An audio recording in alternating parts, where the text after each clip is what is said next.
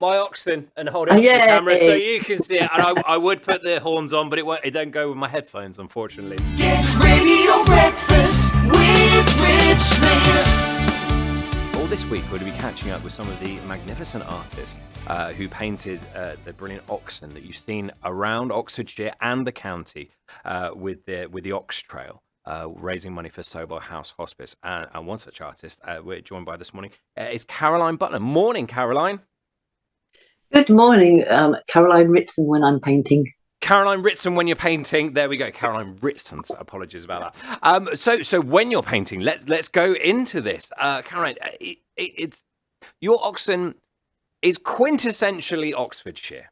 It was pride of place outside John Lewis. I'm sure people are kind of remembering this and going, "Oh yes, I remember that." Tell us all about your oxen. Well, when I saw it advertised to paint a life-size oxen, I mean, you think, really, can I do that? And then I thought, that'd be really exciting. I mean, I do a lot of painting pictures, possibly mainly the sea and landscape. So this is really quite a change. And I thought, well, that'd be just so much fun. And it was brilliant fun. And I thought, well, Oxford, bicycles. And I thought, well, it's going to be really hard putting bicycles on a large ox.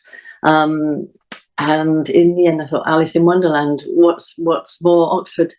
There's so many wonderful things about Alice in Wonderland in Oxford. We've got the little shop, haven't we? We've got the Randolph Hotel with the Alice restaurant. It's just, it's the place. And I remembered I had a book that my mother had, a very old book, which as a child, it's a beautiful book. I painted, I coloured in all the pictures. Yeah.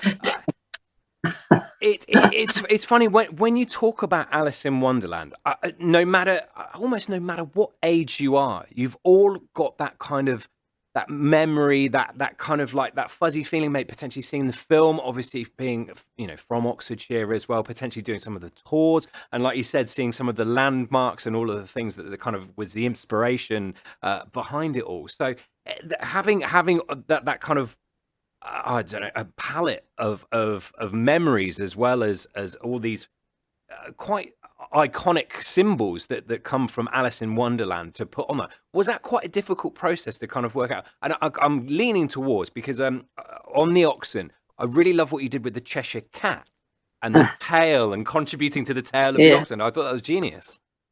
Well, I had no idea that was going to happen.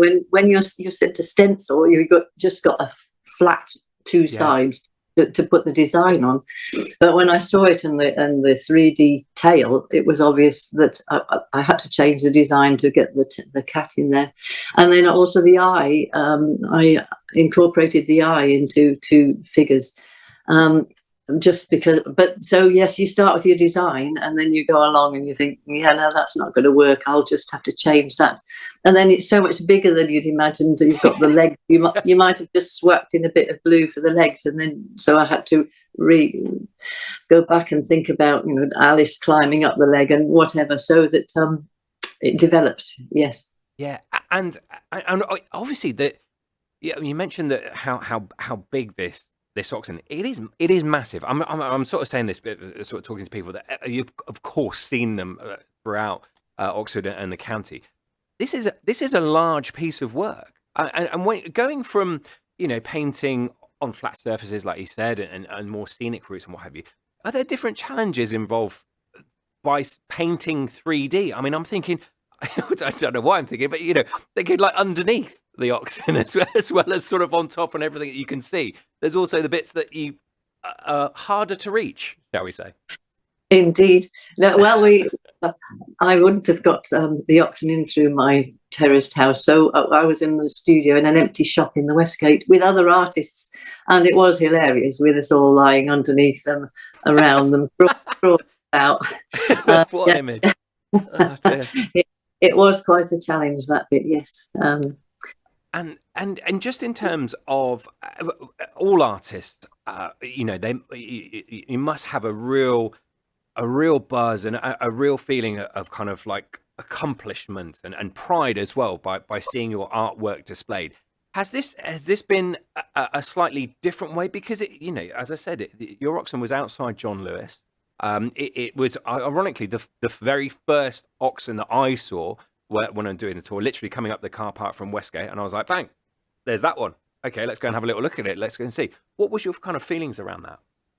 Oh, I was thrilled. It was very exciting, and I took friends to see on the trail, which they loved. And when we were standing near it, there'd be other people going, oh, and chatting, and oh, I remember Humpty Dumpty or whatever that's in Looking Glass. Or it was really lovely watching people finding all the little bits that I put in the flying pig near the top, and because there's so many tiny bits. I mean, that was my whole.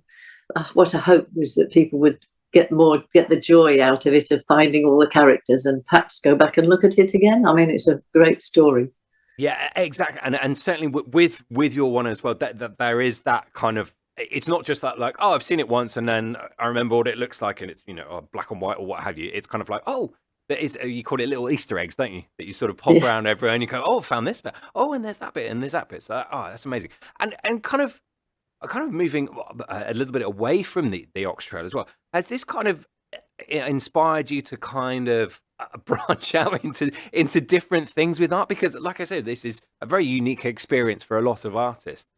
Painting on a life-size oxen. I mean, that opportunity doesn't come around once in a while. But has it made you think, actually, I could branch into some different things now?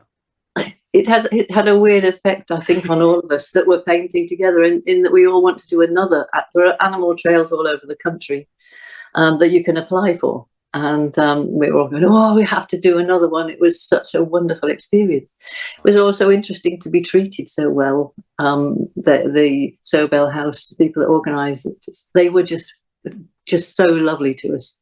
Yeah, they are absolute legends, aren't they? They're such wonderful, wonderful people, and just like the culmination of so much hard work and an idea to kind of go, oh, let's do an OxTrail and get everyone involved in it is absolutely amazing. You go to the shop. Sorry, you go into the shop and they say, and they, oh, it's Caroline, hello, and the shop is fantastic. The stuff they've produced around the ox is just worth going in. It absolutely is. And at this point, this is where I go and grab my oxen and hold it up to the camera so you can see it. And I would put the horns on, but it don't go with my headphones, unfortunately. That's my excuse, and I'm sticking to it. So there we go. Caroline, it's been a real joy and a pleasure catching up with you, and thank you so much for the wonderful work that you did with the OxTrail and that magnificent oxen as well.